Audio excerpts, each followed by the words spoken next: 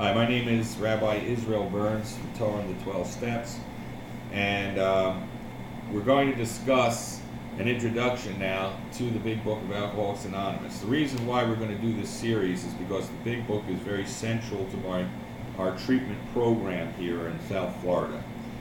Now, the reason why we're going to emphasize certain points right now is that it's so crucial that people should understand the nature of addiction and the solution to addiction, that it has to be discussed.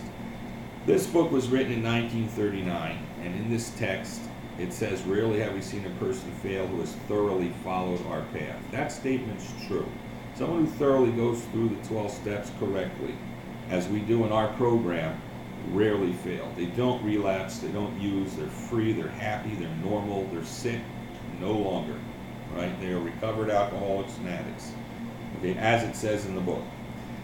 We believe firmly and that we are possibly one of, if not the only, at least locally, treatment programs that go through the 12 steps as written in the Big Book in the treatment process. That our clients go through the entire 12-step process in depth, experientially, and no place does that. All they do is lecture on the Big Book or lecture on steps, tell you to get a sponsor in a meeting. They use various forms of cognitive behavioral therapies, relapse prevention, things that absolutely don't work. Long term, they may benefit for certain aspects of life, but addiction is beyond all that. It's very clear, as it says in the Big Book, that addiction is not treatable by human solutions. There's nothing that a person is going to do to stop an addict from relapsing. They are beyond control. They are powerless, right? The only way is to tap into a power in their neshama, in their soul level, through spiritual principles as designed in the Big Book. This is not done anywhere that I'm aware of. Anyone can bring a place, great. It's extremely not looked at as the method of recovery today.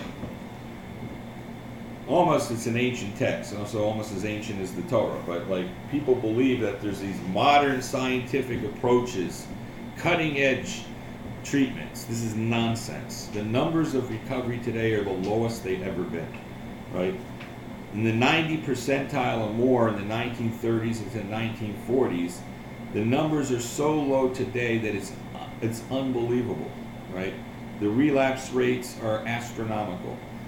No matter what people say, there's no place to get anywhere near a 10% recovery rate.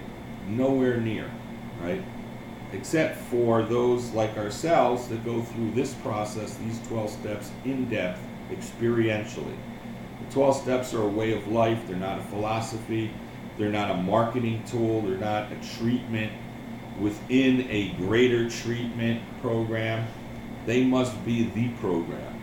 And anything else is ancillary to the 12 steps.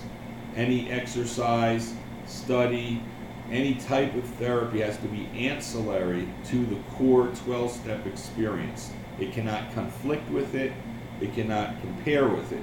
It has to be that the primary treatment is the 12 steps and nothing else. Nothing else works for addicts. They're too sick, to respond to any other process. So we're going to go through the Big Book in a way, and I challenge, certainly there'll be phone numbers available, we love to talk. We challenge anyone who possibly questions what we're going to study in the Big Book, because we know this works, and we know that we know how it works, and we apply it in the way as original AA did. So that's the message we're going to show. And I hope all those who see this series, they will understand at some point along that this is something unique.